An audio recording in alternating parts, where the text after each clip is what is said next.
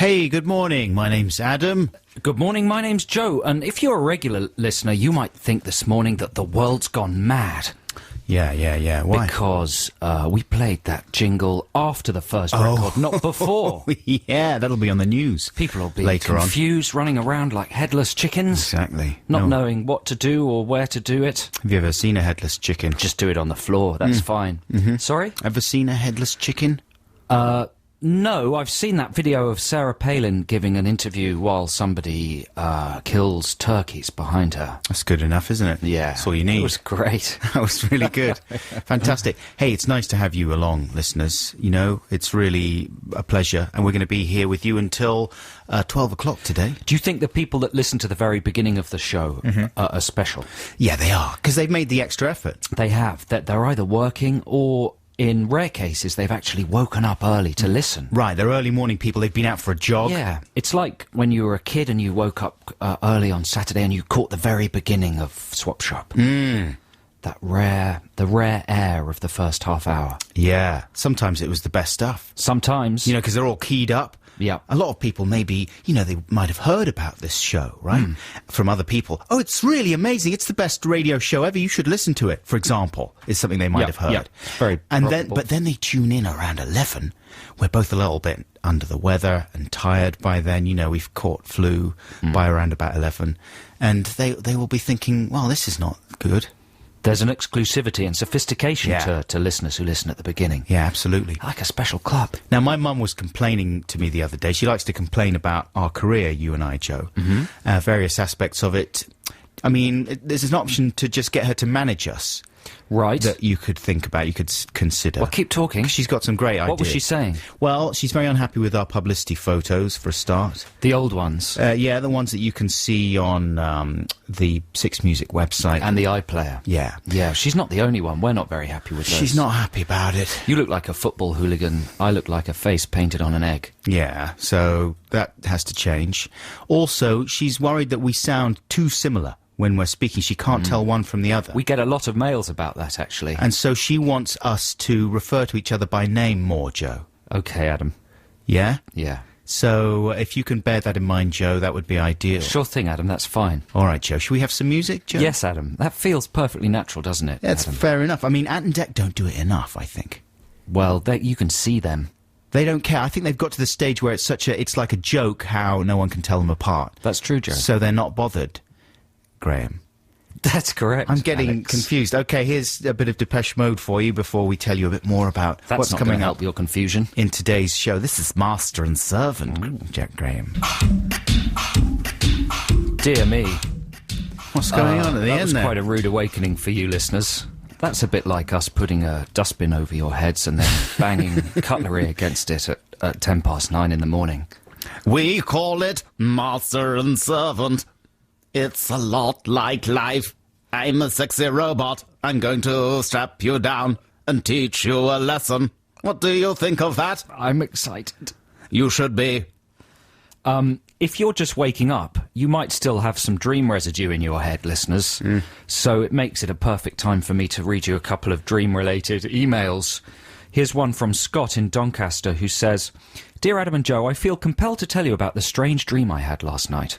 I dreamt that I met the two of you immediately after recording the show, and we were all in the living room at my parents' house.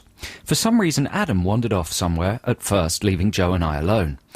I feel I'd better point out at this point that it wasn't one of those dreams this time.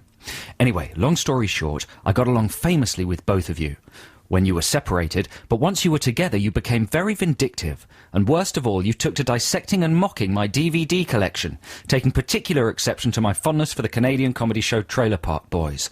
Before I took my leave, strange, given that I'd imagined that I'd have more call to stay in my parental home than your good selves. That's dreams for you.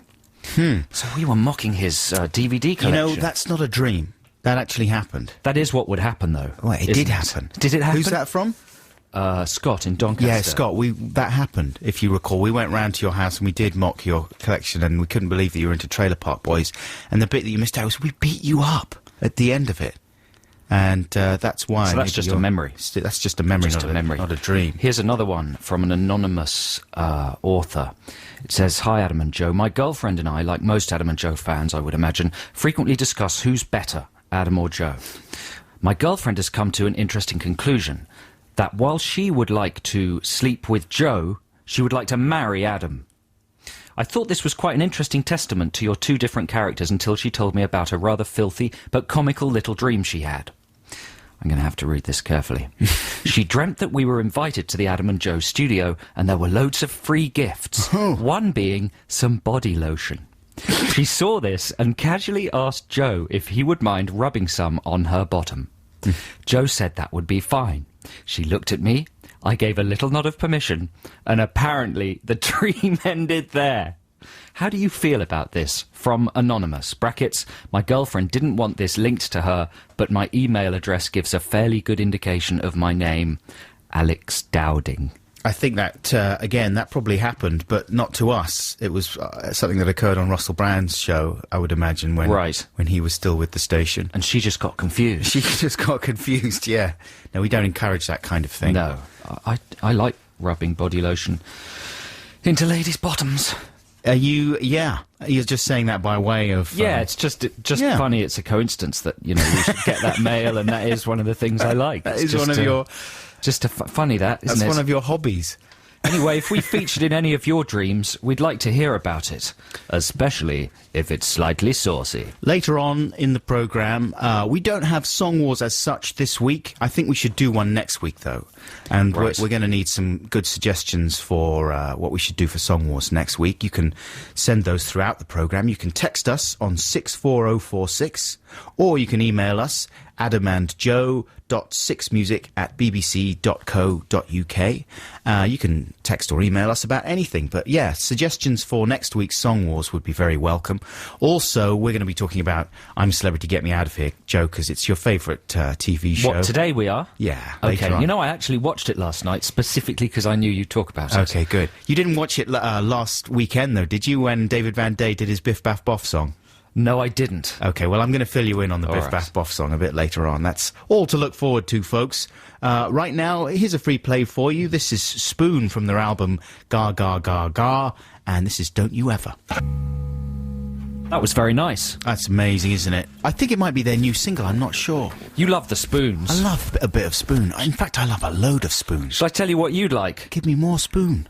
King prawn spoons. Oh, yes! Didn't they look delicious? Yeah, now these are advertised on the bumpers. They're the interstitials, they call them. Yeah. They're the little sponsored adverts either side of the break on I'm a Celebrity, and they feature Kerry Katona and Biggins. Christopher Biggins at a so-called celebrity party. It looks great, doesn't it? It looks like a good party. ITV's idea of celebrity generally is anything that's purple and silky. Glitzy, yeah, chintzy. Yeah, and the so-called celebrities, they're having a party, and the party's supplied with a lot of food from a popular high street freezer food store. It looks as if Strictly Come Dancing is taking place in the background, and they're all waltzing around and stuff. And it also looks like the most revolting food that no human would eat, let alone a celebrity. The duck and vegetable boats. They look like someone's got little dog turds, hollowed them out into boats with their thumb, and then puked daintily in each one. Duck and vegetable boats, mini Cornish pasties, and the king prawn spoons. The prawn spoons. It's basically a way of dressing up, 12 king prawns and charging whatever they charge for them. I don't quite understand. The spoons themselves are not edible, right? No, but you get a plastic spoon. You get a free spoon. It's not very environmentally a black friendly, is plastic spoon. And so what do? Put them in the microwave? I don't know. No, you put them in your mouth. Yeah, I know, but to prepare them. Nothing. Or maybe you defrost them. Right, maybe you don't defrost them. They're like lollipops. Right, sort of frozen prawny pops. You know what? I don't want to know. I do want to know. I never want to taste one. What if we bring some in next weekend? Obviously, other frozen prawn spoon food I is tell you available. what they'd be good for. It is a food fight.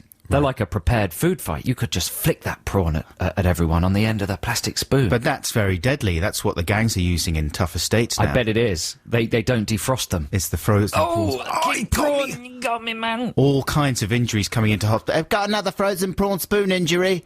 Right in the eye, this bloke got one. If we get some in, then you can try it. And while you're trying it, I'll flick them at you. Do you like prawns? No. Do you not even like prawns? Not really. So you're ill-disposed towards... I mean, I'm pro-prawn. I love prawns. I love any kind of prawn. And even me, as a prawn fan, as a prawnocrat, would turn my nose up at a prawn spoon. I'm glad you noticed those. All week I've been looking at those and thinking, why? Why would you ever want Well, that's what the current people in the current series of I'm a Celebrity want, isn't it? Right. That's their ultimate goal. Oh, if only we could be in the interstitials of the next series. Right. They want that advertising deal. It's got to be big cash money, surely. Must be at least £30,000. But Biggins looks like he's genuinely having a good time there. He is. That's the best time he's ever had. It's the best time. It's the peak of his career. Despite the fact that they've invited Katona to the party. Yeah, well, she's on good form that day. Even that's not ruining it for her. Right, she's sparkling that day. Exactly. We had such a great party last night. Prawn spoons. Kerry was on wonderful form. I had a great dance with Biggins. She arrived in a duck and vegetable boat. Here's some more music. Actually, we're going to play a little trail for you right now. Is that right, Ben? Yeah, let's have a little trail. You never know what's going to be in the trail. This is just for the hub combo, yeah? Let's find out. That's the Shins with Australia. Nothing to do with the forthcoming Baz Luhrmann film starring Nicole Kidman and Hugh Jackman. The Kid Monster. Is it what? He's done a big thing about Australia, has he? Yeah. Oh, my Lord. Massive historical sweeping epic. 3-hour epic. Thank goodness. At last. I have been counting the days and finally Luhrmann has pulled it out of his Australian bag of tricks. Hooray. When can we expect that? Pretty soon, I think. Good. What's something to look forward to in the new year? Music? Has it got musical numbers in it? Oh, I'm sure. I hope so. Oh, dancing, you mean? Just anything glitzy and song and dancing. It has to be. You can't stop Luhrmann from the dancing. What if you could stop Luhrmann? Then somebody would have. Now, listen, folks, it's just gone 10:30, and it is... No, 9:30. I'm so sorry. Oh, God. I'm really sorry. Yeah, it's just gone 9:30, and now it's time for the news read by Catherine. That's very enjoyable, I think. You'd have to be hard-hearted to really loathe that, wouldn't you? Yes. I mean, I think so. That's it's enjoyable stuff there. That's catchy. The Mighty Coldplay featuring Jay-Z there. Wouldn't buy it, though. Would you not buy it? No. That's a tough one, isn't it? Because it is enjoyable. It's around so much. I'll just hear it in shops. Right. And on the telly. And that's as much as you need to hear it. Plus, we get to hear it when we come into work. Exactly. And stuff. Yeah, it's nice. But you wouldn't actually go out and... No disrespect intended. No, they don't need the money either. Right. Who would you be more frightened of disrespecting, Martin or Jay-Z? Oh, Martin. Right. Because he's a bit of a roughy-tufty man these days. You know, he's friends with Noel Gallagher now. Well, I've told you my story about him being rude to me many times. Really? Yeah. I don't remember that one. He came to see a recording of a kind of problematic talk show I did once years ago on the telly. Yes. He came to the first recording, and then I met him because he was a friend of Simon Pegg, and Nick Frost was in this show. This was way back in 2001, I remember. Something like that, yeah. And I met him in the corridor afterwards, and I said, "Oh, Chris, hey, what did you think of that? Did you enjoy it?" And he said the SH1T word. No. He just said, "No, I didn't. It was..." He came right out with that. I didn't know whether he was joking or serious. You know, he was kind of right. But it startled me, and that's it. That's my last encounter with the Martin. Was that the last one? Oh, I've encountered him since then. And he's been charming, if slightly awkward. But that's his MO, you know. Sometimes his awkwardness spills over into... He's very honest. Yeah. He can't censor himself. That's he will right. say what he thinks. He will, won't he? That's what I respect about him. That's what I respect as well. But that's why I'm more frightened than him than Jay-Z. Yeah, exactly. Jay-Z would have been polite. Right, he would have probably enjoyed your show. He would have as said, well. that was good, dog. Dog, I really dug it. It was dope. I dug it, dog. Dog, I thought it was dope. Ooh, it was deaf. You know, my granny's deaf, and she thought it was deaf too. And I worked on Deaf 2 with Janet Street Porter, Doc. What? Thanks for having me. Bye-bye. Thanks, bye-bye. See you later. Ooh, I'm rapping. That is what he sounds like. That's the funniest thing. Yeah. You know, after this next record, folks, I'm going to take you into the jungle. No one else in the British media has talked about this show. I've discovered it. It's called I'm a Celebrity, Get Me Out of Here. Wow. I don't know if you've seen it. And I've got some amusing things to say about it that I don't think anyone else in the country will have said. So that's exciting, isn't it? Brilliant. Joe Cornish? I cannot wait. Say your name. At last, Joe Cornish. Remind people who you are. Graham. No, see, that's confusing. I'm Adam. I'm Joe. And that's Joe, okay? And you can tell who we are by our names.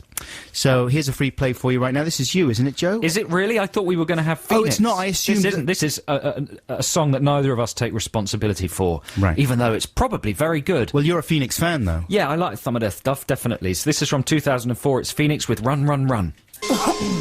Phoenix with Run, Run, Run. This is Adam and Joe on BBC Six Music. Wasn't the lead singer of that band going out with some sexy actress Sophia Coppola he was going out with. I may still be. Oh, he's French, you know. He has his pick of the ladies. I'm in a French band, you know. That's how they pronounce band. Band? Band. Yes. Ladies love the stink of a Frenchman. Oh, look, especially if he's a rock man. Does not matter if he has not washed. No. Because he has a natural baseness and fecundity that the ladies love. Even if they don't smoke, they smell of gitane. I have just played a gig. Smell my armpits. They smell of gitane. Would you like to make some laugh? Was he just sick on her? He threw up on her. A little bit. That's cool. She likes that. It's okay, that's cool. Oh, yeah, I love the smell of your vomit. You went too far. I went too far. You went too far. She was French as well. She wasn't French. She isn't French. She's American. She's American. I've ruined that. Yeah. Thanks a lot for ruining it. Burst that balloon. Thank you very much. What an idiot. For literally puking all over that beautiful... So ashamed. Image. Now, folks, I don't know if you've seen this show, I'm a Celebrity, Get Me Out of Here. They put has-been celebrities in the jungle, and it's kind of a sociological experiment. It's fun, and it's one of my personal favourite shows. I can say that unironically. I enjoy it. I look forward to it every year. And every year you cross your fingers for an amusing lunatic personality to come forth. And obviously the producers of the show hope that'll happen too.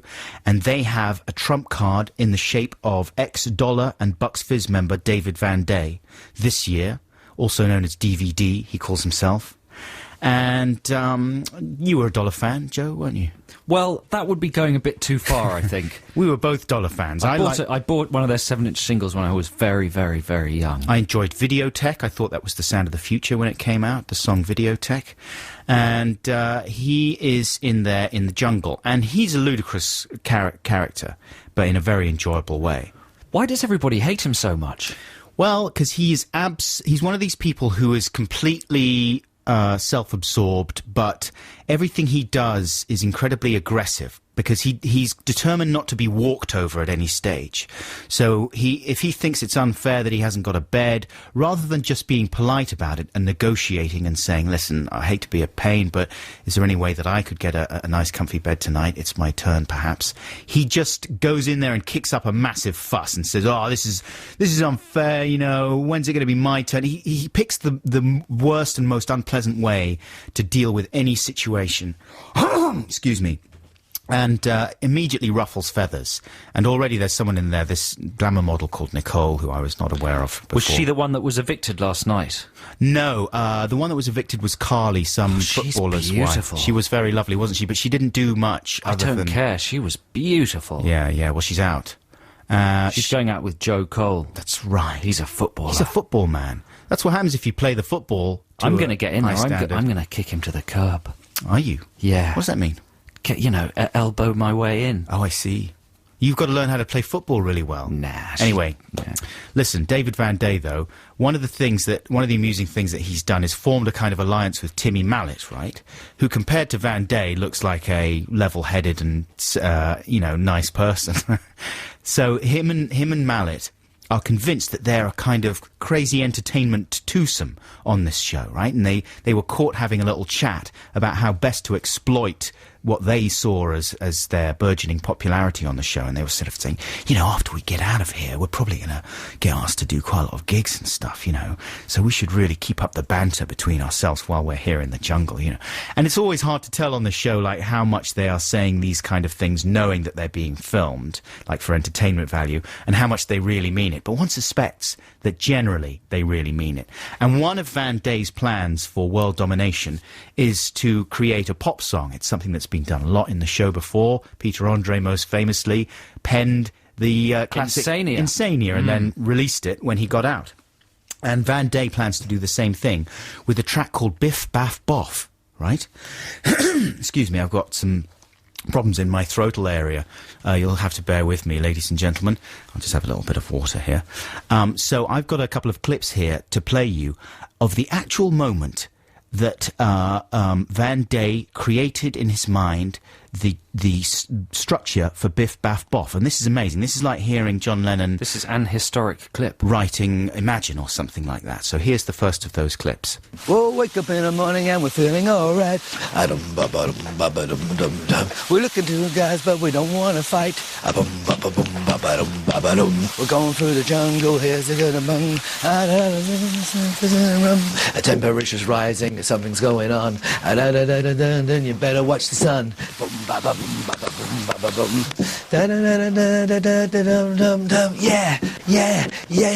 I go Biff Baff Boff, we're celebrities. Biff Baff Boff, we're gonna Biff Baff Boff, we're gonna have some fun.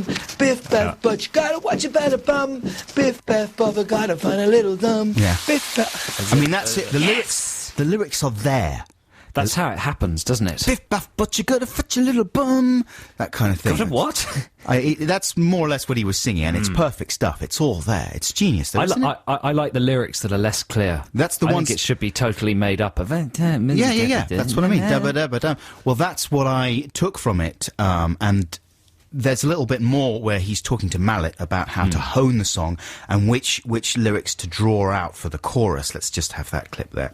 Biff Baff Boff, we're celebrities. Biff Baff Boff, we're on cause we're on TV. Let's take that second line of the chorus then and make it the third line, but have the second line about being down on your knees. Yeah. So are you okay? Biff Baff Boff, we're celebrities. Biff Baff Boff, down on our knees. I like the idea of being down on our knees. In other words, we're celebrities being made to look foolish. Yeah. So it's all gelling. I mean, it's amazing. It's like an episode of classic albums, really.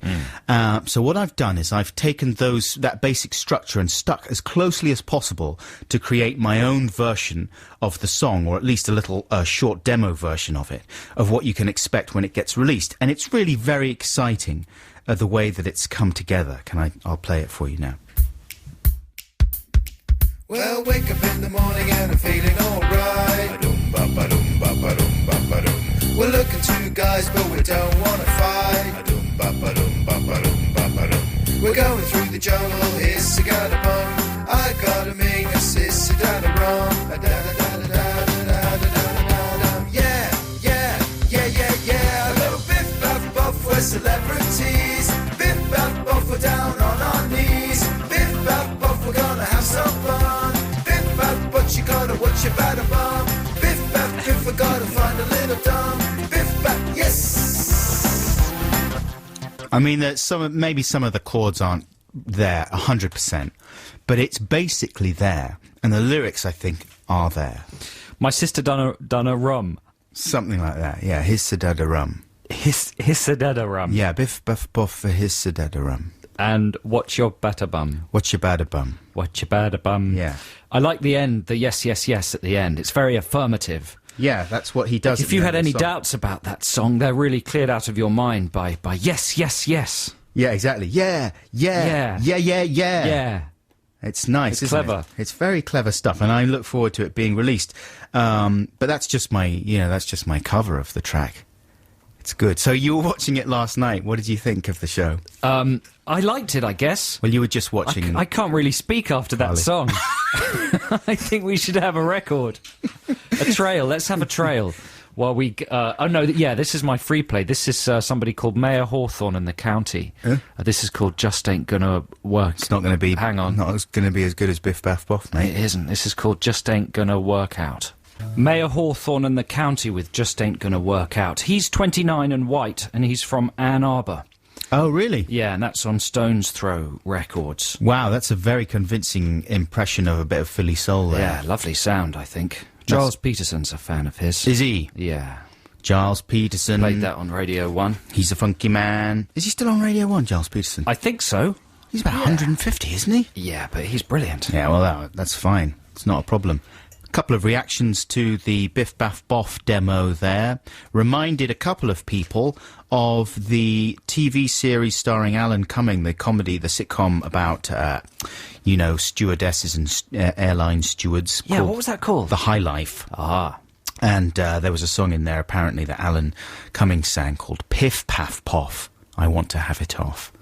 A little bit of amusing, how depressing. Naughtiness. What do you mean depressing? Not the new song. The new song is enlivening. Yeah, but Piff Paff Poff.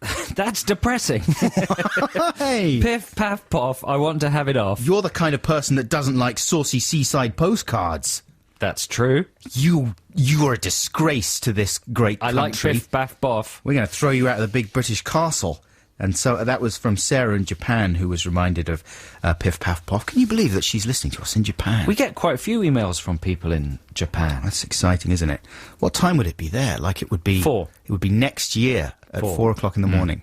Also from Eliza, just listening to the I'm a Celebrity song. Can't help thinking of this track from the classic airplane-based cult comedy show The High Life. You can see it on YouTube. Has Mallet had a single in the charts? Didn't he do number Inky one? Winky Teeny Weeny Yes, that was a Polka number Dot one. Bikini? As he keeps reminding people, he keeps singing it whenever he gets the opportunity. Does he? Yeah, to lodge it in people's brains. You know, Mallet was a guest on the show that I was talking about earlier that Chris Martin insulted me about. What was the name of the show again? This Week Only. Yeah, it lasted for one series. Well, it was very unfortunate timing because it happened just after 9/11, didn't it? But I can't remember how. It was one of the great tragedies of the Twin Towers. Exactly. The show was buried. Yeah. It was the first casualty. But Mallet attacked me with his foam mallet on that show. Did he? And I did something to provoke it. And he attacked me with genuine force and violence. It was a big foam hammer he had. Yeah. Mallet's mallet. Yeah. And he really laid into me with genuine aggression. It was frightening. Right. He stood up on one of the desks and went at me with the mallet. I think there is some violence inside him. Of course. I mean, it was the same with Rod Hull, God rest his soul, you know? And it's a wonderful thing. Can you imagine you'd be able to tell your children that you were attacked by Mallet's mallet the same way that if you were attacked by Emu, that would have been a great honour. Yeah. It's good as an entertainer to have some kind of foam-based outlet for your aggression. Right. Well, Kenny Everett had those big foamy hands, didn't he? He never hit people with them. He never just did people. Preaching. Yeah. What would yours be? I don't know. I think I might get some kind of foamy weapon. And attack you with it during the programme. That would be nice. I'm well up for it. No, I'm well up for it. Do you remember when the Flintstones came out? The Flintstones? The Flintstones, starring Ray Flintstone. No, but the Flintstones movie came out, and all the kids had inflatable wham bam. Yeah, whammy mallets. Yeah, mallet things. They were fun. We did a bit of bashing with those. Yeah, get some of those out the cupboard and have a little bashing fun. Biff Baff Boff. Biff Baff Boff. We're celebrities down on our knees. Okie doke. Folks, we are coming up to the top of the first hour here at BBC Six Music. Still so much great stuff to come. We're going to be launching Text the Nation very shortly. We'll be asking you for all kinds of interactive suggestions. I'm just rambling now. I should just... It's good. Keep going, man. Yeah, shall I ramble? I'm not having to do anything for quite a lot longer.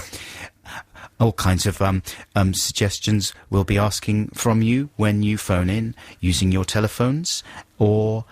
mobile phones. You can use either of those two methods of communication to call in to the show, or, of course, you can text us. Please stop me. Stop. Thank you very much. Here's a trail. This is the voice of the big British castle. It is the top of the hour. Ooh, that's wonderful. I got so bored with the last hour. I'm glad it's gone. Now here's the new one. It's exciting and it's new. How do you do? They're from Brooklyn in New York, and they're called Chairlift. And that track is called Bruises.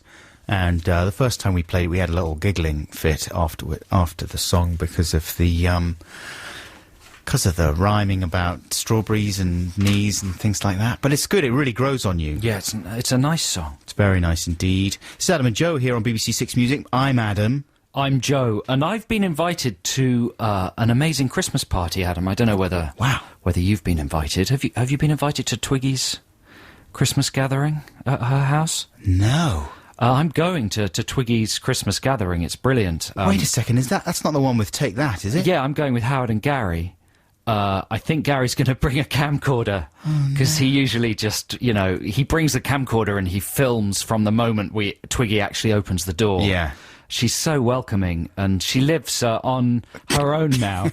But she's spending Christmas with Erin O'Connor and Lily Cole. I was surprised to find Erin O'Connor there. Well, the nice thing about Twiggy's party is Naomi's always there, and she's always in her underwear. That's right, she is. She never wears clothes. She just sits around in her bra and panties, smiling, and it's such a lovely Christmassy touch. So it's Naomi, is it? Where's Naomi from? Naomi. Naomi. I don't know. She's from Braland. Okay. Panty area. Yeah. Anyway, it's going to be a brilliant party because all of the That boys are going to be there. Yeah. It'll probably start with Mark and Lily Cole playing some Scrabble.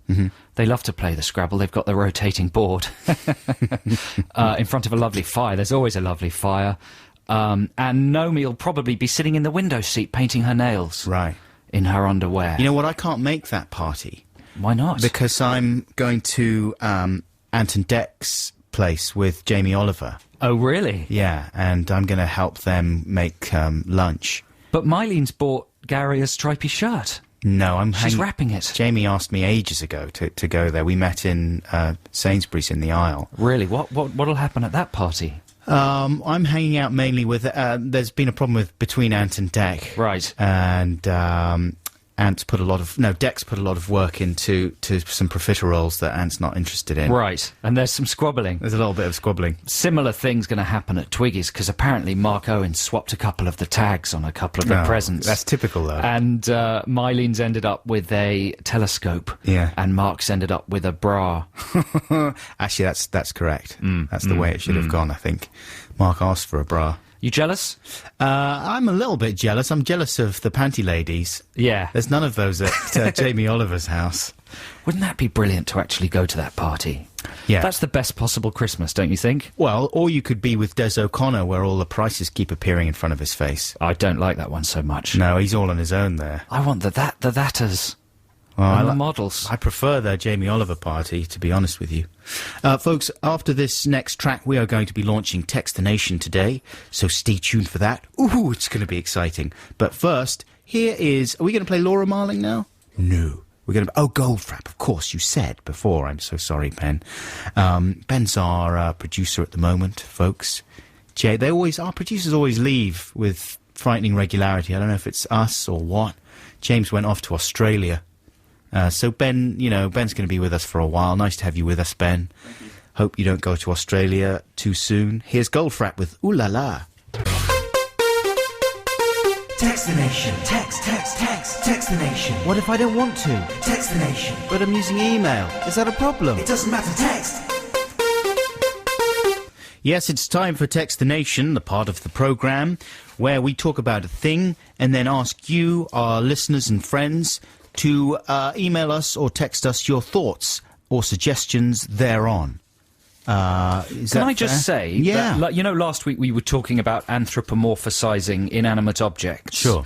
Well, somebody called Stuart made an animation to one of the emails that we read out about somebody who felt sorry for his left hand. And gave it a character and started talking to it. I remember. And if you go to our Six Music website and you click on the little link there, you can see this rather brilliant little animation that the guy's done to illustrate that email. That's it. Thank you very much indeed for that. What's his name? Stuart Bannox. Thank you very much, Stuart. Now, this week on Text the Nation, we are talking about a book by Malcolm Gladwell called Outliers. That's the inspiration for this Text the Nation. Now, he's a terribly important and exciting, what would you call him, sort of a social Pop theorist. sociologist, I suppose. Yeah, and he's quite unique looking. He's a sort of weedy, middle-aged white man with a big afro of crazy hair. And he's written 3 very successful books analysing the way social trends occur, right?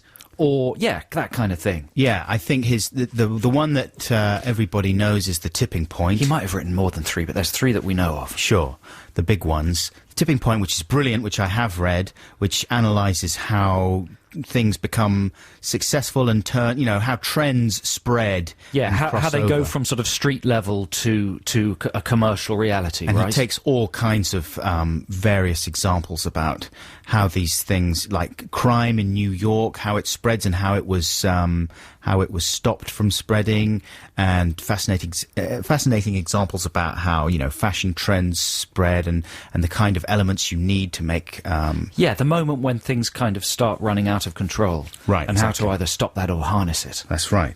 Then he wrote a book called Blink, which I didn't read.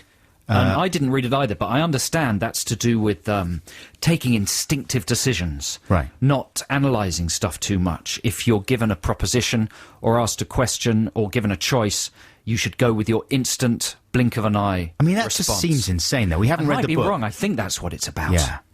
Because my first instincts are usually wrong about almost everything I've found. But maybe that's where I'm going wrong, is thinking that they're wrong. And actually, I should trust them a bit more. Right? Got to read the book, I suppose. Yeah. His latest, which I've just bought in super hardback, is called Outliers. I heard them chatting about it on Radio 4 earlier this week. And it is looking into what goes into making certain people successful, i.e., concentrating less on the people themselves, the genius of certain people who are very successful, and looking more at the circumstances of their success and the opportunities they've had to make themselves successful. And one of the things that he talks about in this book is the so-called 10,000-hour rule. Right. And he says, and I quote, everyone from all kinds of groups, successful groups, started playing or working... Oh, no, he's talking about sports people now. And... Oh, no, I'm sorry. He's talking about violinists in this case.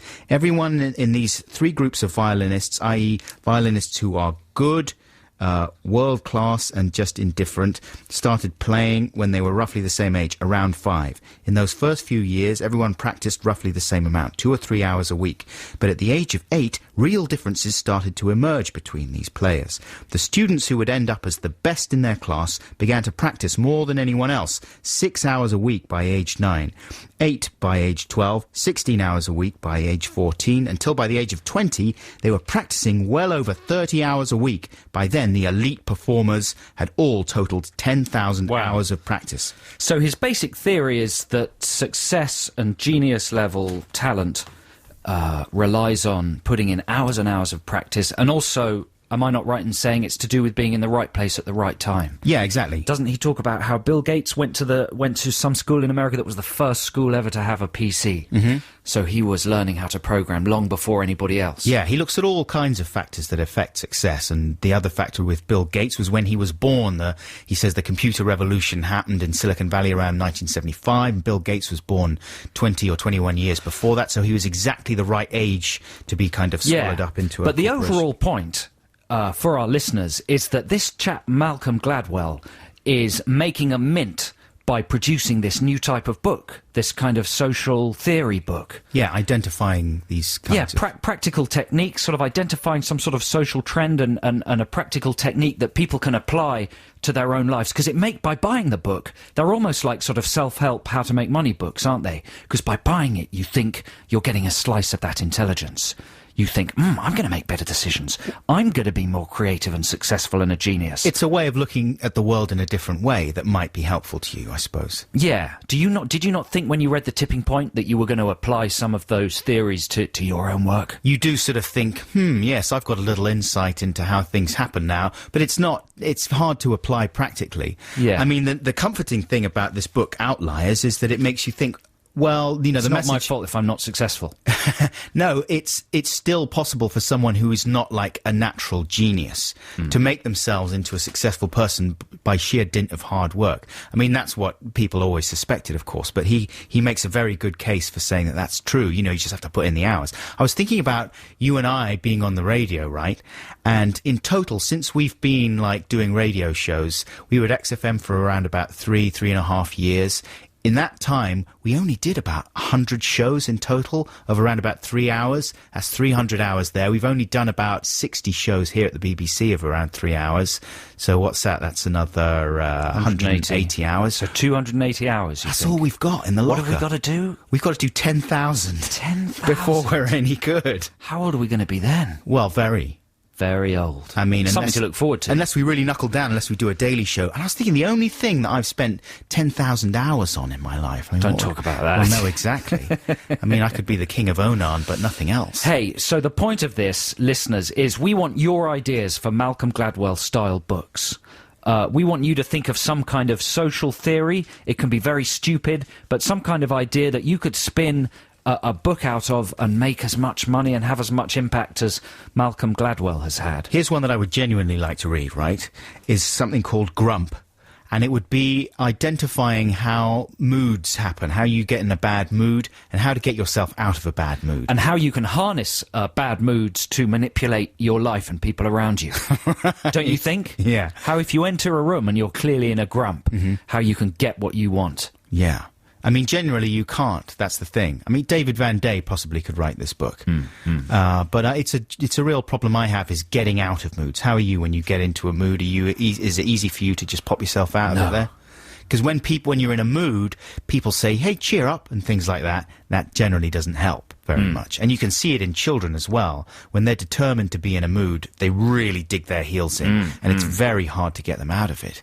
And it's a trend that you sort of think, oh, if you were able to master your moods and just pop yourself out of a bad mood, you would be the king of your chosen field. My book would be called Lamp. Right. Lamp by Joe Cornish. It's all about how to use hitting people as a tool to get ahead in life. I think Vinnie Jones has already written that book. He might write the introduction. Yeah. But it would tell you when's the right time to punch someone. You know, you shouldn't use it a lot. It's got to be targeted and limited. When to threaten to use violence. Yeah. When to appear to be about to go off the handle. Lamp. How famous people have used tantrums, and they're similar books, I think, our books. Yeah. How famous people have used hitting in the past to get ahead. Guy Ritchie could write a forward as well. Yeah, there'd be lots of... It would be mostly forwards. Do you think that would sell, Lamp? It would be very classy, very stylish. I have a white background and all lowercase with a full stop and everything. So you would actually, in a way... And a picture of a broken lamp. Right. To confuse people. A smashed lamp, yeah. I mean, in a way you would be... Well, when I say in a way, you would be directly condoning violence. Used in the right context. Oh. Yes. Yeah.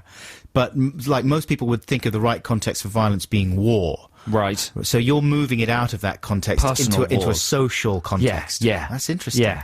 Very interesting. I'd definitely buy Lamp by Joe Cornish. So we'd like to hear your ideas for similar kind of pop sociology tomes in a Malcolm Gladwell style. The text number is 64046. That's 64046. The email is adamandjoe.6music@bbc.co.uk. Here's a free play for you listeners. This is an artist that I've enjoyed for many years, Square Pusher, and he for a long time sounded a lot like Aphex Twin, that kind of slightly unlistenable drill and bass type electronic music, which I've got a soft spot for. But he's also, the thing about the guy in Square Pusher is that he's got jazz bones, right? He loves jazz, and that keeps coming through, but he's got a very odd head on him as well, and his new album is a mix of all these types of influences, and this song is one of the most insane things I've heard for quite a while, but it's I like it because it's sort of computerized and it's got a computer voice in it, and it's called A Real Woman by Square Pusher. No, whoa. Sorry, Ben, we played that one already. That Spoon. Square Pusher, I think, is track 2 on there. I mean, it's a good track, the Spoon one, and I'd certainly enjoy hearing it again, but for the sake of variety, here we go. This is Square Pusher. That's good. How does he make that noise with his voice? That's the vocoder, isn't it? Really? Yeah. Have you got one of those? Yeah. How much did it cost you? A couple of £100. Is it a keyboard that comes with a sort of a tube? Yeah, I've got that a you Korg sing into one. Yeah, and then you just you sing and play the keys simultaneously. exactly. And it modulates them. Then there must be a computer application to do that now. Now that the Nintendo DSs and Apple iPhones have things you can blow into, don't they? Yeah, exactly. So there must be some kind of basic one way to get that without paying a couple of hundred knockers. Well, yeah, exactly. Cornballs has already done his outlay on his Chaos Pad. What have you got? Your Chaosillator. The Chaosillator, yeah. Yeah, but I'm in the market for buying a new noggin. You get a vocoder. Do you think? It's enjoyable. Although I only play with it. There's only so much. You used it on a Song Wars song, didn't you? I used it on Dirty Robots. And it was quite hard to hear what you were saying. That's the problem. I did find it quite hard to make it sound distinctive. He's done a great job there, Tom Jenkins. Yeah, that's great. AKA Square Pusher. His new album is out now, and that's from it. I forget the name of it, but I'm sure you can find it fairly easily by going on some online store. My sister done a rum. Watch for your batter bum. Yeah, that's Biff Baff Boff, of course. Yeah, it's catchy. It keeps coming back into my head. Here's a dada rum, a da da da da da dada rum. Biff Baff Boff, we're celebrities. Biff Baff Boff, we're down on our knees. You know, in a couple of months you'll be singing it. If that actually came out, would you think we'd play it on this programme? Yeah, definitely, 100%. We've played much worse than that on this programme, and will do again. Almost certainly. I'm just having one of my 5 a day here. Do you mind? Having a carrot? Oh, Crunchy tasty, carrot. very healthy. Crunchy carrot. One of the things I enjoy about it is making patterns in the top of the carrot where I bite with my wonky teeth. Is that something you've got nice straight teeth? Thanks. Maybe that would have been a better textination. We're worried about this textination, that it might be too sophisticated and difficult. It's a bit up itself, isn't it? Something like not funny ways of eating food might have been better. What are the quirky ways you eat food? That would have been better, wouldn't it? Maybe we can switch it. You reckon? Well, we'll see how we get on with the Malcolm Gladwell one. We're aiming high, but maybe we should have aimed a bit lower with quirky fun ways to of eating food. carrots. That's quite a good one. Narrow it down as well. I'm not sure we should narrow it that narrow. Do you have your 5 a day? You pretty good with your 5 a day? I eat a lot of fruit. Right. And some veggie. If you've got, if you eat different types of fruit, do they count as 2 different ones from your 5 a day, right? I don't know. I really don't know. Does smoothie count as part of 5 a day? Well, sometimes you buy, I get these orange lollies made from pure fresh orange juice, right? And it says on the box, counts as one of your 5 a day. Really? Yeah. It can't be right. True. No. I mean, a lot of people, they did a survey recently, a lot of people believe that one of your 5 a day is crisps because they're made of potatoes. Oh, that's a vegetable. And chips. People think chips is one of your 5 a day. It's not. Not. Here's the news. That's the Coke Man, the Coke Monster, the Copester, Julian, and that track, of course, is World Shut Your Mouth. This is Adam Buxton here on BBC Six Music, and this is... Joe Cornish, well hi. done, that was good, man. You got. I'm panicking. Why? What's the matter? Because we've said we're going to do a Stephen update, and I haven't really got my bits of paper in order. You lost your bits. Well, I can tell you right now, for a start, that it says here. This is from. Who is this from? This is from the Facebook team. It says there is an event today. A Minute of Stephen, a worldwide synchronized shouting of Stephen. And it starts at 11 o'clock today, so that's in... 22 minutes. That's in 22 minutes' time. It says, where is it happening? The world, right? Wow. So at 11 o'clock, and it ends 5 minutes after 11, right? So it lasts... So you have to shout Stephen for 5 minutes? Well, yeah, just within that allotted time, between 11 and 5 past 11, you just go out into the street and shout, Stephen! And if someone says, just coming, then you know that they're... Is that sensible? Is this something we should encourage? Why? What possible bad consequences could there be? Just disappointment. Yeah, obviously. I mean, that's a risk with life in general. We should log on to Facebook and see how many people are in that group. How many do you reckon? 21. I would say less than that. Would you? Yeah, I would say maybe 15 at a push. Well, listen, things are starting to turn on the Stephen front. We're not really going to attempt to explain this anymore. It's just a silly call and response thing that arose during a Text the Nation a while ago. If you want to find out about it, you can search on YouTube for Adam and Joe Stephen with a PH, and there's a little film there of the original segment that somebody's done. Maybe we'll try and put that on our website so it's clearer. That would be good. But here's a couple of emails that have come in. This is from Ben Haley. He says, further to last week's missive about the Fleet Foxes Stephen incident, I bring exciting news from Thursday's Ida Maria gig at the Scala in London. This time, it was a drunken me who, fighting back the giggles and egged on by friends, shouted, "Stephen!" in between Ida's songs. She paid no attention. However, a good 5 seconds later, a reply came from somewhere to our right. "Just coming! Hurrah!" I've not got any more gigs in the diary and fear my girlfriend's patience will soon wear thin, but I will endeavour to spread the good news of Stephen and update you accordingly. Girlfriend's patience, to say nothing of the artists, surely. I mean, this is something that might irritate performers. Yeah. Do you think we should encourage people to shout it before? It's all right between songs. Between songs is all right. Yeah. It's fine, that's fine. Not during the songs. No, never during. But that's good, a result. That's very good result. Must be quite a little thrill. Yeah. Here's another one from Molly in Brighton. Hello, Adam and Joe. I was at my favourite pub quiz last night, and one of the teams was called Stephen. When the quizmaster read the scores so far and got to their name, I dutifully shouted, "Stephen!" From somewhere in the pub, a voice called, "Just coming!" I was thrilled. Hey. Stephen came a second after a Jenga tie-break round. What? I don't know what that means. I did a gig this week at the BFI, and there was a lot of Stephen action. Really? And I came back with "Just Coming," but I Was got it annoying? No, it was absolutely fine. They all came at the same time, and when the first one happened, like about was this during one of your gigs? Yeah.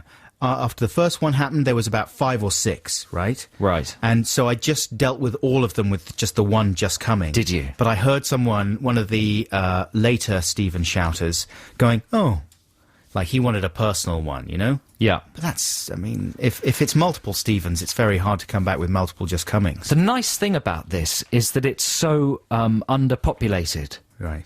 It's kind of pathetic. It's like a sort of lame, hobbling little Dickensian street urchin of a phenomena, isn't it? Well, if Malcolm Gladwell were to study this one... That's what our book would be called. Stephen! Stephen! Right. It'd be a very short book. Yeah.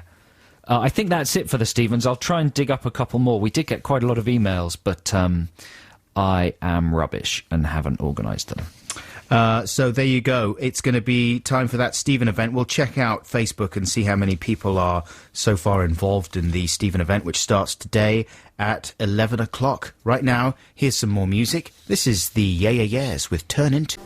She was just being recorded in the studio strumming her guitar at the She end didn't there. know she was being recorded. No, that was completely a surprise to her. How lucky. The first time she found out was just the other day when she heard it on the radio. You guys...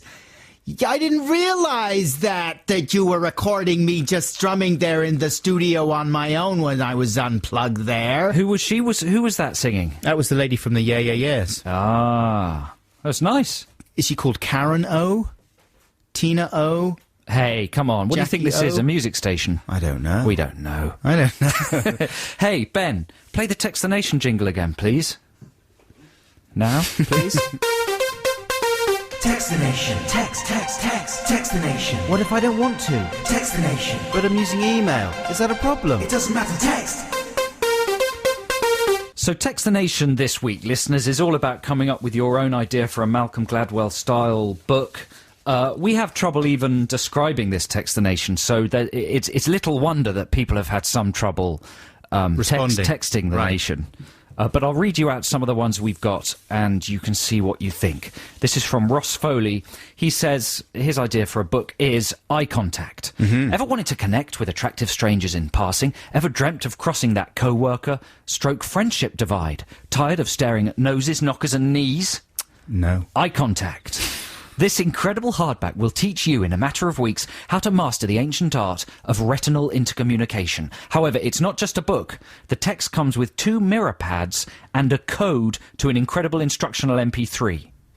That's the end. Boy, he's really thought that through. He has. I think the freebie element of that denigrates the book slightly. It makes it seem like a cheap... I mean, Gladwell wouldn't go for any cassette or CD-based... I don't think he would. He's pure text, isn't he? But Gladwell doesn't make the self-help element of his work overt in that way. No. You know what I mean? But it's maybe more an analysis. Yeah, exactly.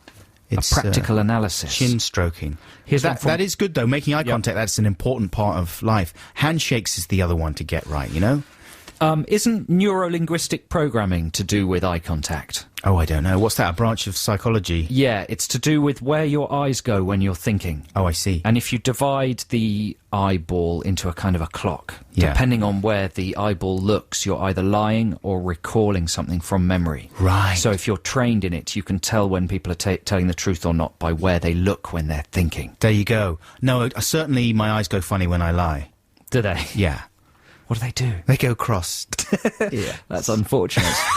Here's one from Kate in Enisham in Oxon. She says, how about face? How people judge each other from their facial features and how you can use facial expressions to manipulate others. Well, that must exist, surely. I mean, that's just like Joe's making faces at me now. What are they communicating? You're a jerk. Correct. What do you think of that one then? Face. Well, that's good. I mean, that's pretty basic, though, isn't it? That's the problem. We left the parameters a little wide for this explanation, so? Perhaps. It's not too late to do funny carrot eating. How do you eat carrots? These other ones. Do you bite off the top? Do you like to make patterns in the side of the carrot? Do you slice up the carrot into long, thin sticks? What's your favourite carrot recipe? Here's quite a good idea. Do you prefer discs? From Sarah Doherty.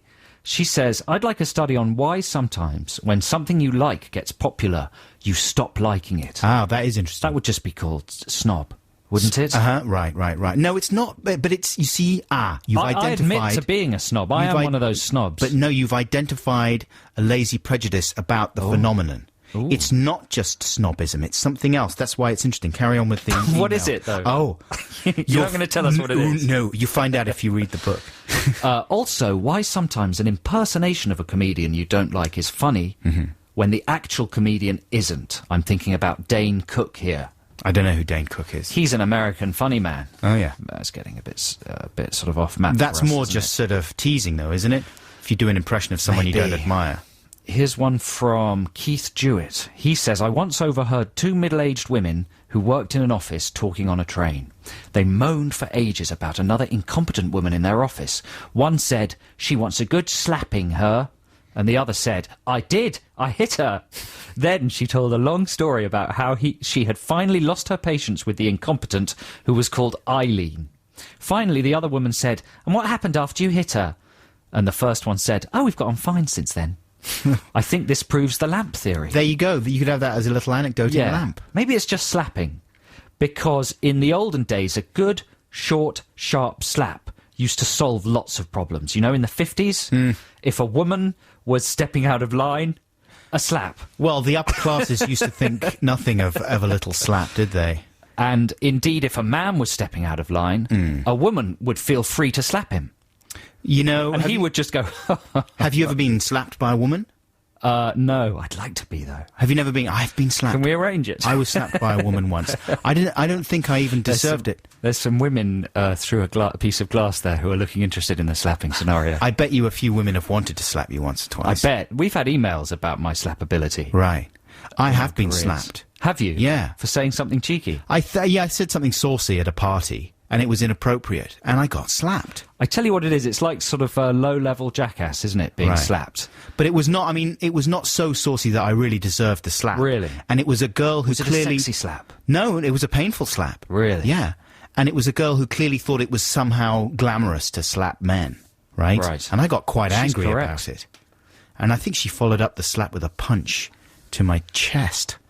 And then I got really angry and I left the party. Wow. I just thought, well, that's not on. You can't just go around punching people and think it's cute and sexy. She was quite sexy. Really? That's the thing. So I was a little confused for a while. I thought, am I enjoying being punched by a sexy woman? And then I realised, no, I think I'm not. I'm going to leave this party. So I wouldn't recommend it personally. Less slapping. I would have just pushed her over. Would you really? Joe Lamp Cornish. Just shoved her into a bowl of crisps. Just giving her a prawn spoon and let her get on Flicked a with it. prawn in each eyeball. Anyway, if you can think of some better responses to Text the Nation, do text us on 64046. Alternatively, we might switch to funny ways of eating carrots. It's never too late. Here's a free play. This is from the JB's album from 1974, Us, that I bought on highly overpriced Japanese import this week. Us is a great album, isn't it? Oh, it's fantastic. This is a track called Drowning in the Sea of Love. This is the voice of the big British castle. It is the top of the hour. Ooh, that's wonderful. I got so bored with the last hour. I'm glad it's gone. Now here's the new one. It's exciting and it's new. How do you do? That was Elliott Smith that you heard before the top of our stab there with the track called Son of Sam. This is Adam and Joe here on BBC Six Music. I'm Adam. I'm Joe, and we're excited to be announced that the BBC have recently rehired us. They've renewed our contract, so we're going to be here for another year. Yeah, we're delighted.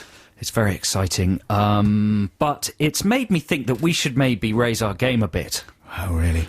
Yeah, I was listening to Steve Wright the other day.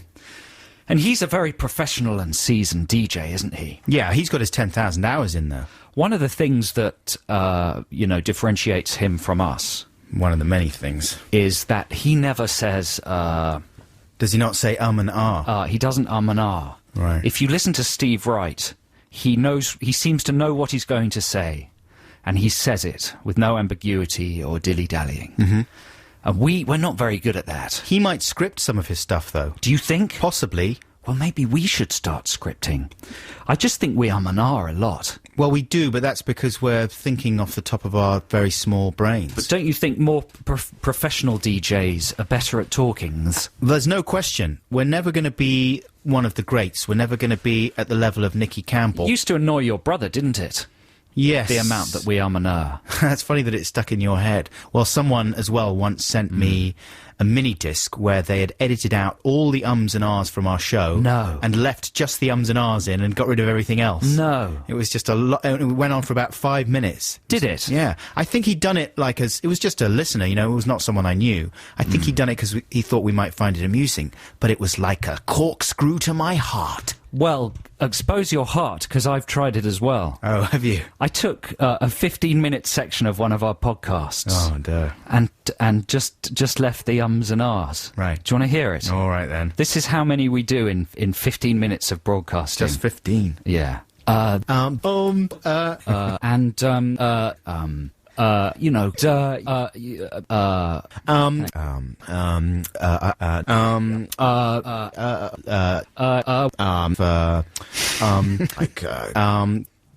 almost a symphony. You could make a really good song out of that. Do you think? Yeah. Would it sound a bit like this?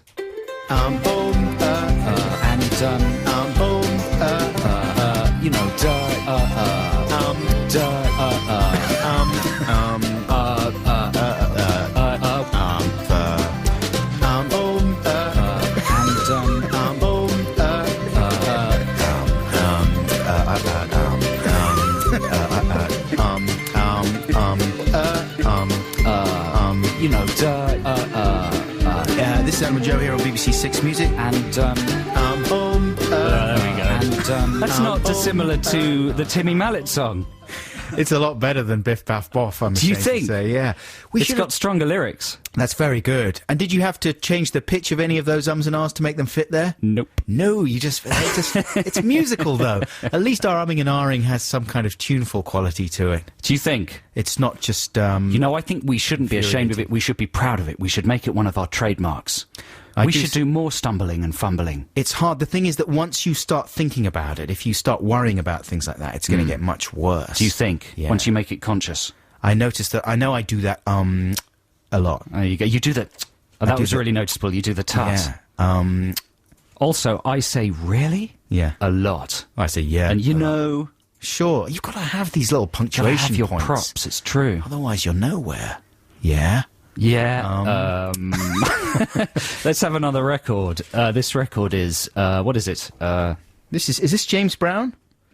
But this is like wall-to-wall James Brown. It's a bit of a clash, isn't it? It's a bit of a massive JB Never mind. clash. We'll enjoy it. Let's enjoy it. There's nothing wrong with lots of James Brown. This is talking loud and saying nothing. That's the new Young Pony Club with The Bomb. You're listening to Adam and Joe here on BBC Six Music. And someone has brought in for us a present of 12 king prawn spoons with cocktail sauce. Yeah, we should say we were talking about these earlier because they are advertised on the interstitials for I'm a Celebrity, Get Me Out of Here. Very beautifully advertised by Christopher Biggins and Kerry Katona. But I'd never come across a prawn spoon before. Seems strange, doesn't it? I'm a worldly wise man. Well, it seems unbelievable that they haven't been around. Maybe they were recently invented. The idea of already having the prawn on the spoon is brilliant, isn't it? All the effort it saves you of putting the prawn on the spoon. Well, it's nice, isn't it? Because, you know, a prawn cocktail is a fun thing, but one wishes that one could have a prawn cocktail experience whenever and wherever. Why not fuse entire meals to the cutlery? Yeah. Why stop at just a prawn on a spoon? What about a slice of cake fused to a knife? That's nice. Or you could have meals that are pre-cooked on plates. You could call them ready meals. And you could have a whole section of the supermarket devoted to them. I don't think that would ever catch on.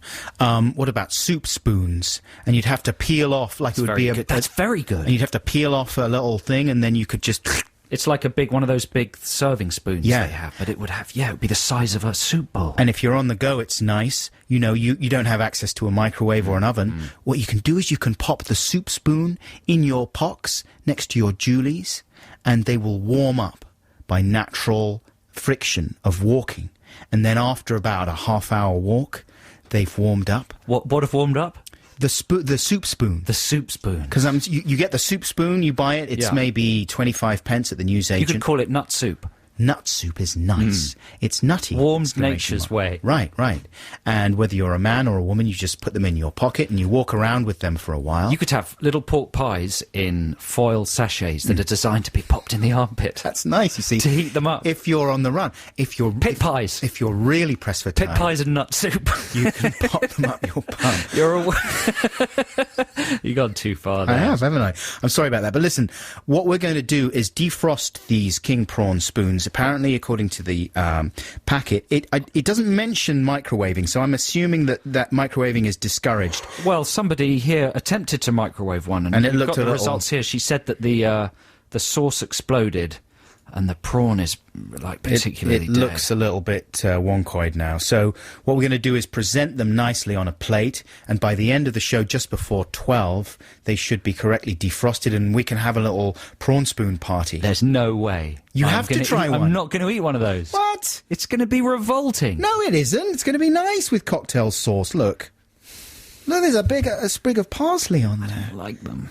You have to have one. You brought it up. One. You brought it up. Yeah, but because they look disgusting. Yeah, but now you have to have one. No, for balance. This is the big British castle. You can't just go around saying that commercially available products look disgusting and then not even try one. What kind of sick world would that be? Well, let's cross this bridge when we come to it. All right. Now, here's a free play for you, listeners, which may upset and outrage some people because it features some pirate radio interruptions that I've created. Ooh. If you're a regular listener to the show, you may remember that a few weeks ago when Garth was filling in for Joe, we did some specially made pirate radio interruptions of the kind that you hear if you're a listener to analog radio, but you never get on digital radio. If you're listening to your analog radio in the car, sometimes when you cross kind of band waves or bandwidths or whatever the word is, you know, you'll get a little interruption suddenly in the middle of whatever you're listening to, and it'll be a pirate radio station with the frequency interrupting there. But you don't get it on digital radio, of course. So we've decided to put that right by having occasional pirate radio interruptions to some of our songs. And this time, I've decided to interrupt the Pink Floyd classic, Breathe.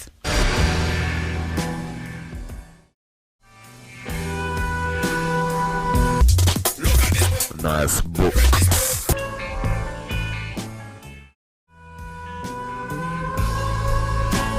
Jamie Oliver. Here's a cook. Don't leave. Easy Virtue. Kristen Scott Thomas. Just 1 minute.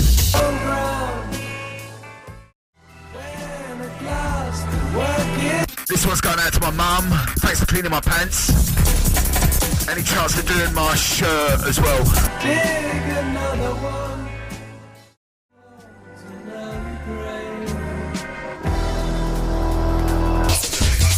Nice le couple. Stephen! He's back. Is he? Yeah. Oh, he's back, is he? Yeah, he's back. Oh, that means he's got the Tooth Fairy with The Rock in the can. What's that? That's why he's been in America, because he was, he's appearing in a film with The Rock. What's The Rock's real name? Bernie Taupin. Jimmy Pebble. Jimmy Pebbles. Yeah, it's a film about the Tooth Fairy, and Stephen Merchant is in it playing an elf. He's not. He's tall. He's not He's like tall, an elf. not like an elf. And I think The Rock had some sort of bereavement in his family. Right, so they had to stop filming? So they stopped filming, That was yeah. a very sudden and abrupt Well, end we to were that talking about otherwise bereavement. entertaining We were talking about anecdote. bereavement. So the tone had to shift. You shifted it really weirdly. Yeah, it was good though, wasn't it? And that's that story then. Yeah. Hey, I printed out some more Textination The responses. tone shifter. But I haven't got them off the printer. What are you doing, tone shifter? Shifting the tone, just keeping it real. Here we go. Here comes the lovely Xanthi She is lovely as well. with some printites. I'm just checking on the prawn spoons and the progress of the defrosting. They are now, they're still a bit crusty and frosty there. The only use I can see for these prawn spoons is to flick this at you. But Don't they're do so that. mucky because the prawn is on a little sort of, blob of mayonnaise. And so it would make a hideous mess on Adam's clothes. Cocktail sauce. It would splatter the carpet. Yeah, it would be It would make the disgusting. studio stink.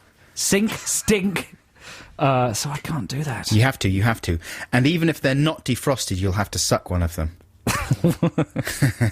I bet it'll be nice. I bet it'll be really nice. Really, really don't want to. Why would listen? Why would they make them if they weren't Can we delicious? see the ingredients?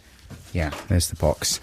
Is it environmentally friendly though to create No, it's like terrible. hundreds and thousands of plastic spoons To use an individual piece of cutlery per bite. Because people can't be bothered to just have like a metal spoon and reuse it to eat a prawn cocktail Ingredients: in a normal way. king prawn, which is 58% shellfish. That's very shellfish. So what's the other 42% of a prawn that isn't shellfish? Cocktail sauce, salt, parsley leaf. Cocktail sauce contains water, sugar, tomato paste, soybean oil, modified tapioca starch, That's all right. skimmed milk powder, salt, acidity regulator, acetic acid, thickener, xanthan gum, clove oil, and mustard powder. That's It's not all bad, good, is man. it? That's all It's all good good stuff. stuff. Like it. Still not eating it, though. Yes, you are. How are you going to make me? Well, if you don't, it'll be a disgrace. If you Really? don't, then this show is worth nothing. Really? Yeah. If I don't eat a revolting... I hate prawns. Come on. What if I've got a medical allergic reaction? After we've gone on about it to this extent, you refuse the listeners their satisfaction of hearing you eat the prawn. That would be very low. That would not be worthy of an employee of the Big British Castle. That's all I'm saying about it. What if I made you eat a big lump of cheese? Would you eat it? You know I would. Would you? Because I'm an idiot. Would you? Yes. Let's have some music now before we wrap up Text the Nation just before the news. This is Talking Heads with Radiohead.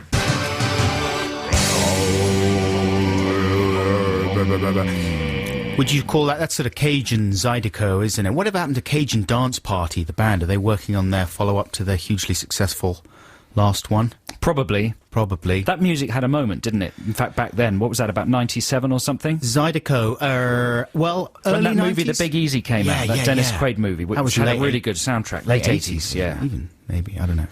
But, yeah, you're right, that was a good soundtrack. Listen, it's time to catch up on Text the Nation, maybe even polish it off for this week. I don't Yeah? know. Do we get to have a jingle? Little jingle jongle there, Ben?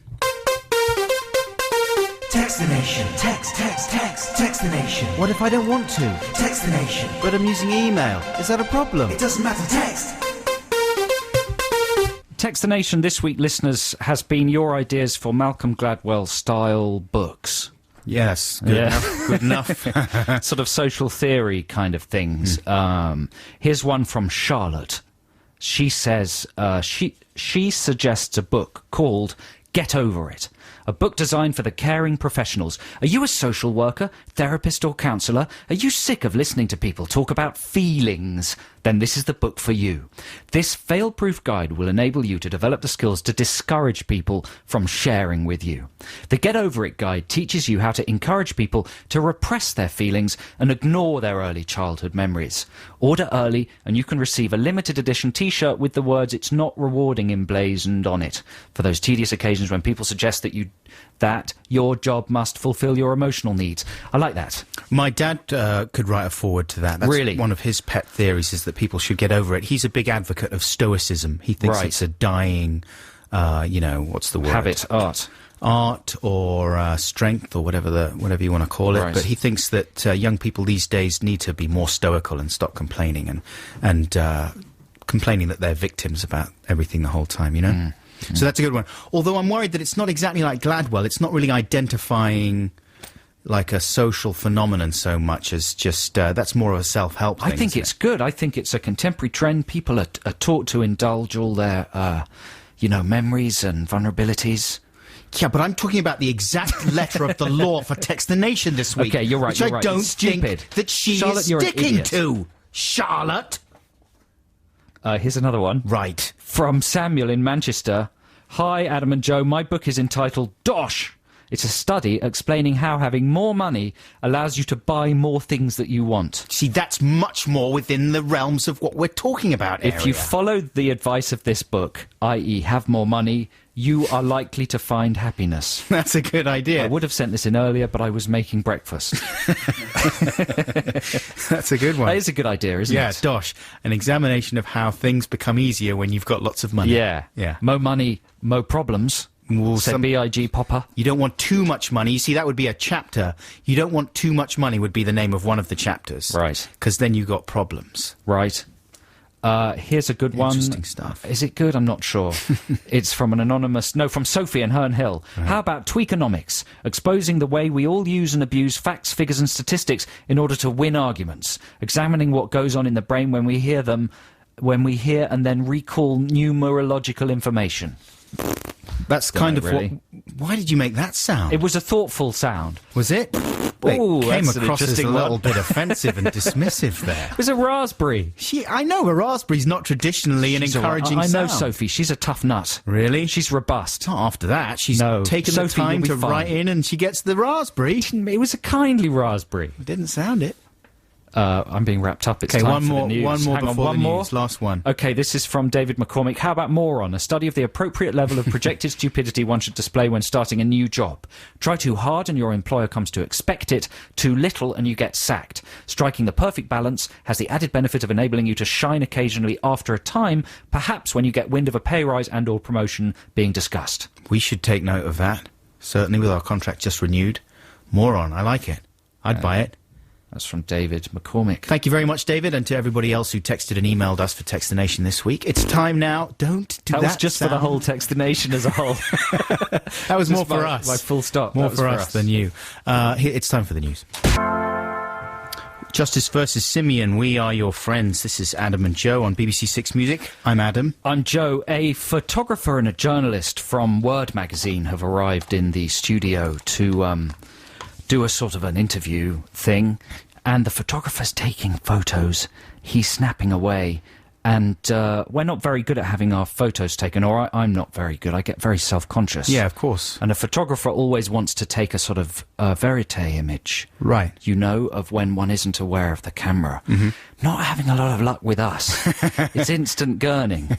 It's a gurnathon. Yeah. The thing is, I'd really like to have a very atmospheric, candid photo taken, you know? Right. Moody, black and white.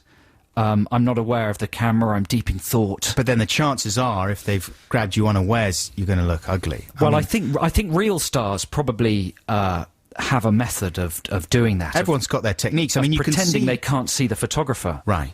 Although, the other way to go, of course, is just to be very good at posing. Yeah. I mean, you can see that on the red carpet. All the actresses shamelessly have been taught how to stick out certain parts of their body, how to twist their bodies 45 degrees to the camera. That's a lady habit, isn't it? Right. Especially with a lady who's showing some flesh, the positions they can tort themselves into. But you can amazing. see that men are learning how to do that more and more as well. Well, there are a couple of tips, one of which we were given at a photo shoot the other day. We did a photo shoot for new BBC promotional photos, because as we've already mentioned in this show... My mum was outraged by the old ones. We think the old ones are weird. We don't hold out a lot of hope for the new ones either. But fingers crossed. But one of the tips the photographer there gave me, okay, and this is something, listeners, you can apply if someone's taking a snap of you.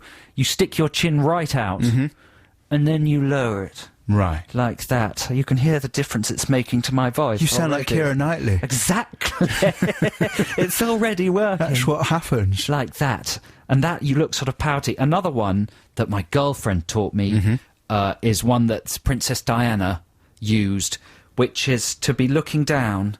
It's the same, really. You look down and then you just look up with your eyes. Coy. As if you've been surprised. Is that good for a man? Well, you tell me. I'm doing it. No. No. No, that's creepy. Creepy. David Van Day might do that. Well, one could try it in one of the snaps, you know, because photographers take a lot of pictures. You can try all these different Certainly. looks. Have you got any that... And again, the photographer just gave us another one, which is to push... What was this it? is if you want to accentuate your jawline, if maybe you're not happy with the encroaching progress of your second chin, which I know I certainly suffer from, you stick your tongue to the roof of your mouth. Like you put the back of your tongue... That's what you do when you get brain freeze as well. It's a tactic for getting rid of brain freeze. And it lifts your kind of wattle a little bit underneath. Apparently Posh does it. That's the secret to her. Not that she needs to. She's too thin. Is she? She's too thin. Ooh, She needs to pop on a bit of weight. You know, she doesn't need to raise the tongue on the roof of the mouth there. Anyway, do let us know if you've got any tips for a way to guarantee one looks good in a picture, photo. Do you pull one face? I've got a friend who always does the same face when you take his picture, and I notice that I do it a lot as well. Really? Yeah.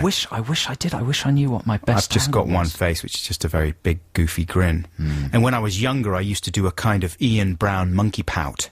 Right. You know what I'm saying? That's a bad idea. Simian pout. Yeah, stupid idea. That's what you're doing in the Six Music publicity photo. Right, isn't that's it? true, isn't it? Sticking my hand out and doing the monkey pout. It's a disaster. I'm pretty happy with it. My mum hated it, though. Anyway, we'll see how these come out. Here's some more music for you, listeners. This is Neon Neon with Dream Cars. That's Neon Neon. Gruff Reese, of course, from Griff. the Super... It's pronounced Griff. Is it? Yeah. Not Gruff? No, Griff Reese. Griff Reese like As Griff in Reese Griff Jones? Reese Jones, yeah. That's a disgrace. Somebody emailed in to point that out. Sorry, Gruff. Sorry, Griff. And, of course, the album it's a kind of concept album about John DeLorean. Very enjoyable it is, too. Do you want to deal with something here, Adam? Okay. From somebody who came to one of your bug nights at the BFI. Martin Jowers. It says, "Hi, Joe." Right, it's aimed at me. Right. I went to see the bug thing at the BFI on Wednesday. I read through the little sheet that you're given on the way in and noticed that one of the directors of a video, Aha's Take on Me, he's missed Barron. out of... Yeah, he's missed out a bit of the sentence. He noticed that one of the directors, his name was Stephen, and he thought it might be funny to drop a Stephen when it was mentioned. Oh, yeah. Well, I did it as Adam paused to see who it was directed by. I don't know why, that's not making much sense, is it? But at the perfect time. So he shouted Stephen, he thought, at a very apposite time. This is what happened. Adam slowly looked up at me with utter scorn and replied, "What?" So I said, "Stephen," once more, resulting in the most callous and unbelievably disgusted, "Just coming, ever." That's not true. I spent the remaining amount of the evening cowering in my chair. That's weird, isn't it? People just get things wrong. Not at all how I remember it. What's this guy's name? Martin Jowers. Martin, that's not how I remember it at all. I was in mid-flow. I didn't quite hear what was said. I looked up, realised that it was a Stephen shout-out, responded with the "just coming," delighted to do so. And as I mentioned earlier on, there was multiple Stephens by that point, but I just responded with the one Stephen, or with the one "just coming," and I thought that was handled beautifully. Maybe we should stop the whole Stephen thing. It's getting out of hand. Maybe it's getting out of control. It's an albatross around all Cowering night. in his seat for the rest of the programme. That's a disgrace. Well, listen, man, get in touch and I'll get you a free ticket for the next show. How about that? How about that? Yeah? That's where complaints get you. You're going to get a lot of complaints now. No, that's the only time I'm ever going to do that. The only time. I wonder how the 11 o'clock Stephen experiment went on that Facebook site. Well, there's no telling, is there? We better log on and find out during this next record. What are we going to hear? Also, it's very nearly time for us to try those prawn spoons as well. You excited about that? Hooray. They're nearly defrosted. They look very much like the alien in, when they pick the alien off Kane's face in the film Alien, and they turn it over and they're prodding at it. How about this? This is an email from Emma in West Wales, referring to the prawn spoons. The face hugger is what I meant to say. You may be wiser not to eat the prawn. Did you know that Scottish prawns have been all the way to China to be hand-peeled because it's cheaper than peeling them by machine in Britain? King prawns are mostly farmed these days, and the farms become so overpopulated that they produce too much heat and promote disease. So they're treated with large doses of antibiotics and other treatments. I would not eat the prawn. Good luck, Emma, West Wales. Yeah, but they're delicious, Emma. It says on the box. Yeah, but they're disgusting. No. Delicious, it says on the box. Oh, that's rank. Come on. That's rank screen advertising. Don't prejudge the prawn. We're going to be tasting that just before 12 o'clock. And I'm going to do... Listen to this, Joe. Yeah. I'm going to do some telly choices, you know, because that's what people do on the radio sometimes. That's right? exciting. I'm going to do that after this track, I think, or maybe after the trail and the track. But what have we got here? Trail, Johnny Cash. Trail and then a bit of Johnny Cash. Like it. Let's have it. What is that version of that, then? That's a bit lugubrious version of Walk the Line there by Johnny Cash. It's wonderful. Nevertheless, this is Adam and Joe here on BBC Six Music.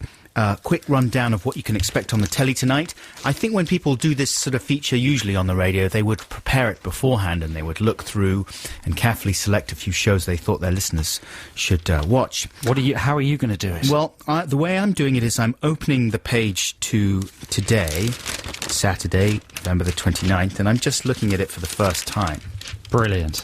And I can tell you from a very cursory inspection of the main terrestrial channels that ITV is the place to be tonight, I would say. And surely, in a general way, ITV are regaining... Are they not winning the battle of Saturday night? No. Wouldn't you think? No, they're not winning the battle of Saturday night. Who is then? The BBC with Strictly Go Poncing. Oh. Which is not on tonight. Has it finished? Must be on, surely. No, it's finished, I think. Has it? What have we got? Merlin, 7:35 on the BBC. Casualty. You can't just read out the listings. 9:20. You have to have some sort of editorial line. Okay, Casualty. We're not just reduced to reading out the listings. Outnumbered. Haven't seen it. Should be wicked. No, look. ITV1, I'm saying, is the killer lineup. 6:35, You've Been Framed. Wallop. Come on, we haven't even eaten the prawn spoon. 7:05, Harry Hill's TV burp. What about the results Smash. of the Stephen experiment? Look, I'm going through the You're schedules reading out the schedules from the telly magazine. If you say it like that, then it sounds bad. It is bad. No, you say it like this. I'm reading out the schedules from the telly magazine. Schedules? Yeah, but I'm trying to make it sound fun. The X Factor, and then 9:15, I'm a Celebrity Guest. You're ruining the feature. You're ruining the feature. It was going You're very ruining well. The whole show. Harry Hill's TV burps. He's back. reading it out Yay. of We Love Telly magazine to add insult to injury. Oh, I'm not going to do that feature ever again. Good. What are you going to do then? Play another record or watch you eat a prawn spoon. No, we eat the prawn spoon just before 12. Okay, well, let's get to the results of the Stephen experiment on Facebook. This is some peculiar group, brilliant group, that have decided to try and shout Stephen at 11 o'clock this morning and see if they could get any replies. Some people have now posted on the feedback string. Is that the correct way to describe it? Can do. On Facebook. A man called Richard Strange in York. He tried it. Quote, my dad said I need to expletive grow up and that I'm 30 expletive 5 for Christ's sake. Somebody else said... We're older than that. Sorry, just a blank look from my son and a whatever from my daughter. These are all correct responses. That's it, really. Nothing, no one within earshot of my Stephen. Lucy Cluckety says, not a sausage. That's it. Someone says... Afraid not. Japan remains oblivious to Adam and Joe. So that's nothing. No one's got any response at all. No. To me, that's the hallmark of a successful feature. The second people start getting responses, we should stop this. Okay. But as long as it remains a failure, we should keep it alive. Very good. Hey, do you think Liz Kershaw might be tempted to try a prawn spoon? No, she's too busy preparing to read out the TV listings on her show. Okay. That was a good feature. You ruined it. Here's some music now. This is The Killers with human, and someone texted in and said, oh, they're not saying are we human or are we dancers, they're saying are we human or are we denser. Incorrect. They are saying dancer, but they're saying dancer, not dancers. Can I go out on a limb here? Yeah. I think this record's rubbish. Ooh, that is a very long Is that dangerous? limb. Now, you should be balanced. I like the record. You like I it? genuinely I think enjoy it's it. rubbish. You're weird. And it's like from the past. It's irrelevant. The sound is irrelevant. How have they got so big? I'm going to use your raspberry right back on you. Really? That's good. That's balanced. It's just me. It's just my opinion, and I'm sure they're lovely. What do you chaps. know about anything anyway? You don't like features where they read out TV listings on the radio. You're a mental case. Here's the Killers. It's Ace. The Killers there with Human. We're joined in the studio now by Liz Kershaw. Hello, Liz. Hi. She'll be taking over for the next few hours. If I don't be sick. She's looking at the prawn spoons here. I'm just not going to. I'm sorry. Are you listeners. seriously not going to have one? I'm seriously not going to have one. After all that? I've got. First reason is I hate prawns. Second reason is I hate mayonnaise. Third reason is I think it's dangerous to eat unfully defrosted fish. It is defrosted. We've defrosted it for an hour. The requisite 1 hour. Liz, will you have one? I'd rather eat the spoon. Good answer, Ad. Go for it. Certainly, I'll have it. This is going to elevate Is this your like reputation. This is I'm like a celebrity? Exactly. Yeah, Yes. get me out of It's like it. a bush tucker favourite trial. show. Is there a bug, some horrible, or a Yeah, a llama's prawn. testicle? A prawn. Right. It's a little Here bit it goes like that. then. Here we go. 3, 2, 1. Oh, is it going to swallow? That is delicious. Is it? Yeah, genuinely. Would Kerry Katona eat them?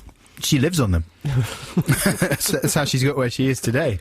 That's how she buys her cutlery. On a diet of prawn spoons. I'm having a posh drinks reception at my house Perfect. later before we go off in a minibus to a do. Should I just stick them in the box and Yeah. take them home? And You can have those, yeah. serve them at 6:30. They'll be defrosted then, won't That's they? posh in a box. Yeah. There's 8. That's all you need. How much are they?